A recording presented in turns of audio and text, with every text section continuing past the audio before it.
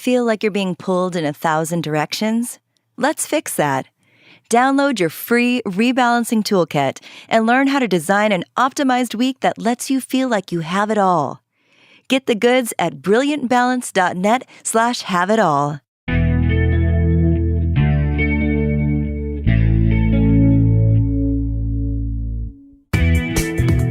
I'm Cherylanne Skolnicki, and this is Brilliant Balance, the show for working women who are ready to shine.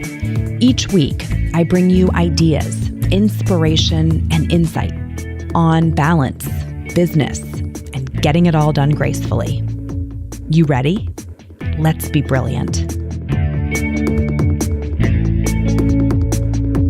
Hello and welcome. You're listening to episode 40 of the Brilliant Balance podcast. And this one's called You Really Don't Just Need More Time. So we're going to get into that in just a minute. But before we do, I wanted to check in with you at sort of the, midpoint of summer here, maybe a little further than the midpoint, depending on where you live in the country and what your school calendar is like. But I am willing to bet that the summer feels like it is really flying by. It certainly does for me and for my family. And I wanted to tell you that, if you are finding yourself saying, gosh, where is the summer going? There were all these things we wanted to do, and yet the weeks are just flying by and we're not getting to them. This is a great opportunity to sort of pause and hit the reset button as we head into the final phase of summer. And I want to share, as I'm recording this, we just got back from a great weekend away with my family. My husband and I took the kids and my dad on a fishing charter. My mom came up too, but she stayed in the marina. And we took my dad out on this fishing boat. And this is really, truly one of my dad's very favorite pastimes. He has had a rough year health-wise.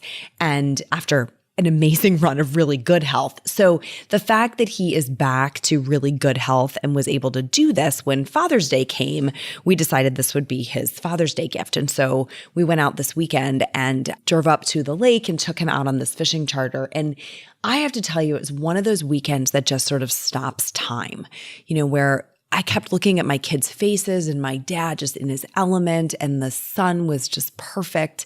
And it's one of those weekends where it's like you want to just bottle it. We came off the water and we needed to find a place to eat and just found this little fantastic old school restaurant that was run by this family that's been there forever.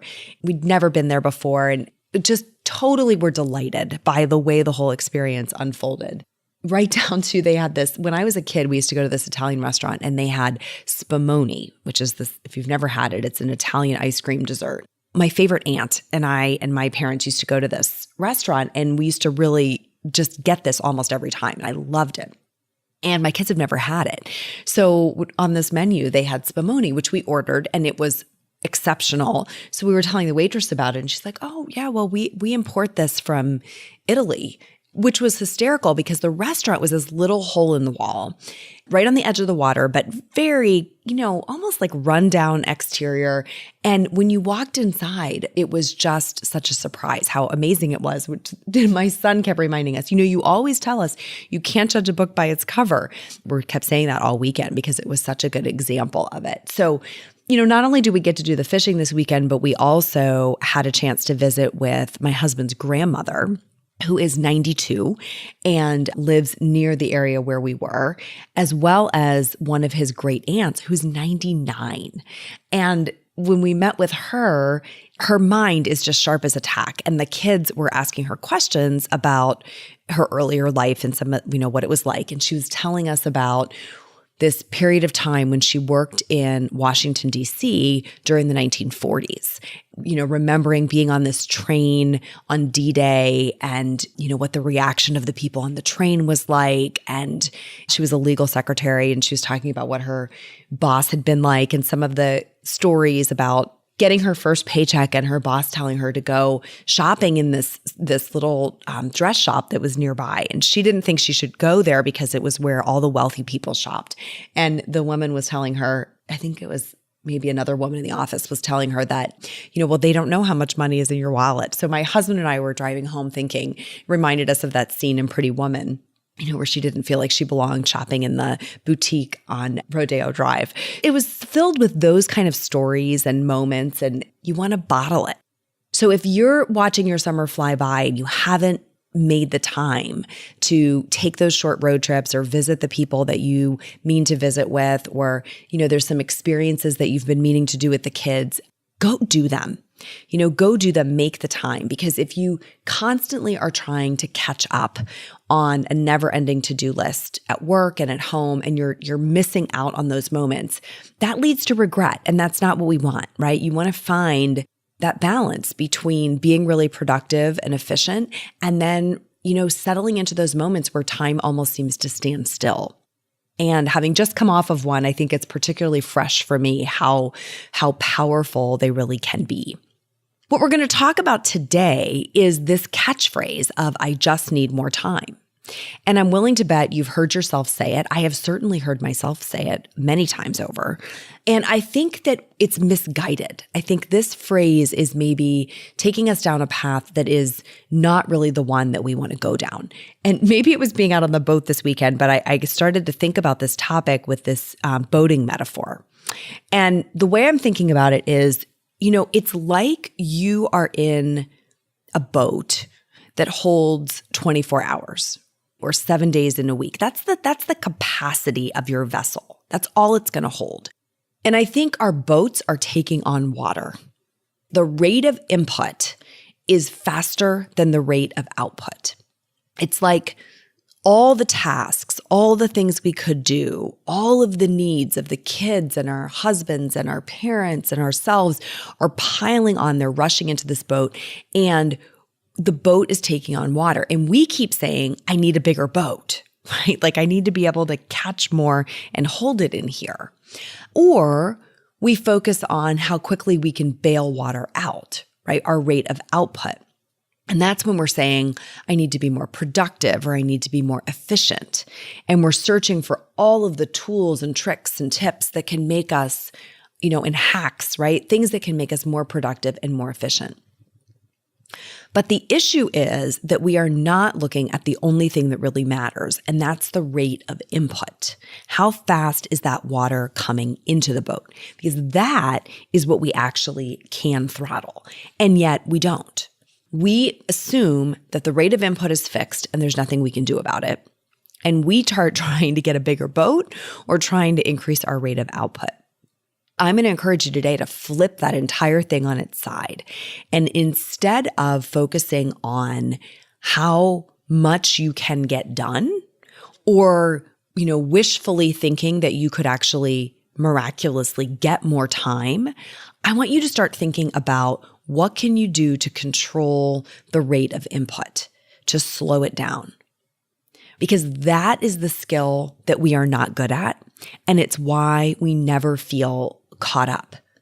That chronic feeling like we're behind comes from not controlling the rate of input. What is the rate of input? Well, I think in this case, it's about getting really good at making choices, right? It's about claiming a level of control over what we will and will not let onto our plate.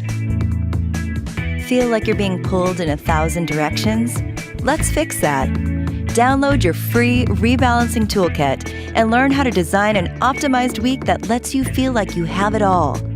Get the goods at brilliantbalance.net/have-it-all. So here are a couple of choices that are provocative that might get your attention. Do you need to be on that volunteer committee? Choosing not to do that would reduce the rate of input coming onto your plate. Do you need to take on the project when you sit in a meeting and the leader says, hey, I need somebody to take this on? Do you always need to be the one to raise your hand? Is it always you? Is that why your plate is overflowing? Do the kids need to be in all of the activities that they are in? Do you need to say yes to everything, right? Is it going to ruin their childhood if they're in one fewer thing each? Do you need to keep the house at the level of perfect order that you're expecting of yourself? All of these things, we view them as non-negotiable. We view them as it is what it is, right? These things are coming onto and our job is to manage them. My challenge to you is, can you turn your attention to the rate of input, how fast your boat is taking on water, and make the assumption for a while that your rate of output is fixed, right? You're not going to get a lot more productive. Yes, I'm sure there are things that you can do more efficiently. We talk about some of those things inside a breakthrough, right? There are ways, but it's never where the biggest gains come from. The biggest gains come from learning to get much, much better at making choices. And that's why, inside a breakthrough, we spend most of our time really focused on that skill, building that skill, because it's not natural. Most of us feel a big sense of guilt about saying no. We criticize ourselves for not being able to do more. Sometimes it's positively motivated, like we're just really passionate about a lot of things. We want to say yes to all of them. Sometimes it's more duty and obligation that motivates us. And we're saying yes to things because we don't want to disappoint people. We don't want to let them down.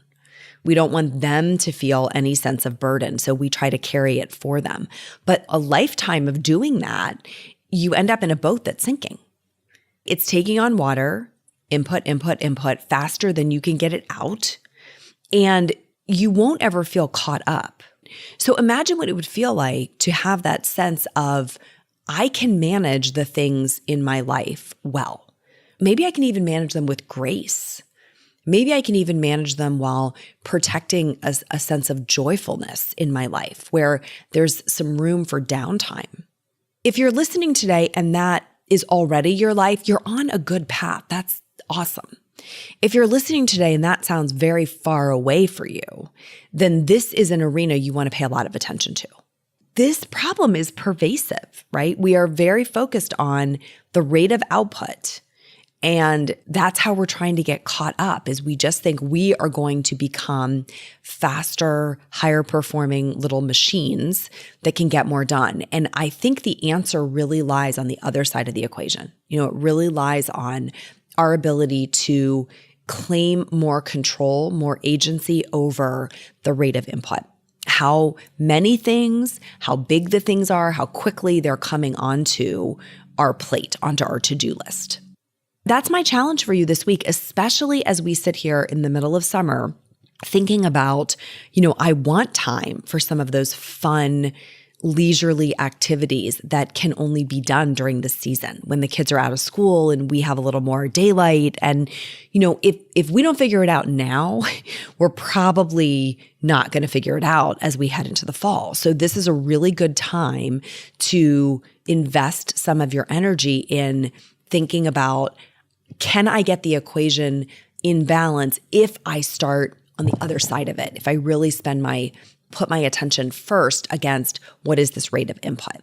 And I will tell you, this problem is pervasive. It really probably affects all women. It probably affects men as well, okay?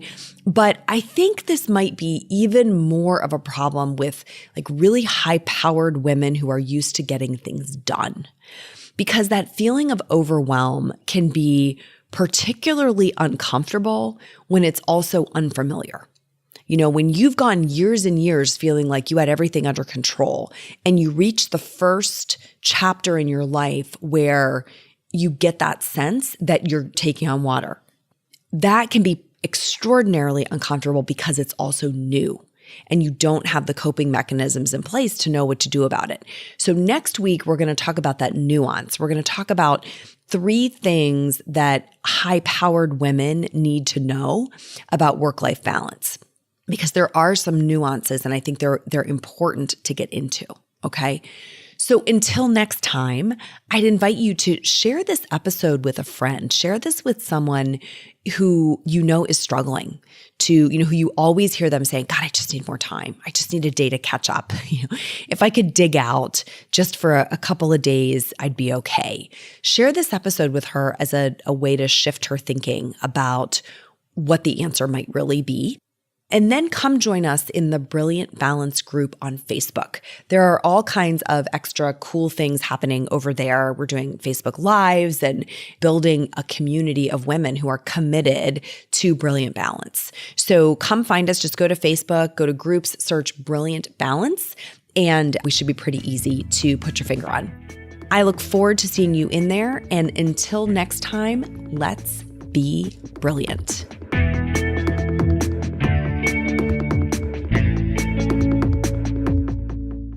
This is thepodcastfactory.com.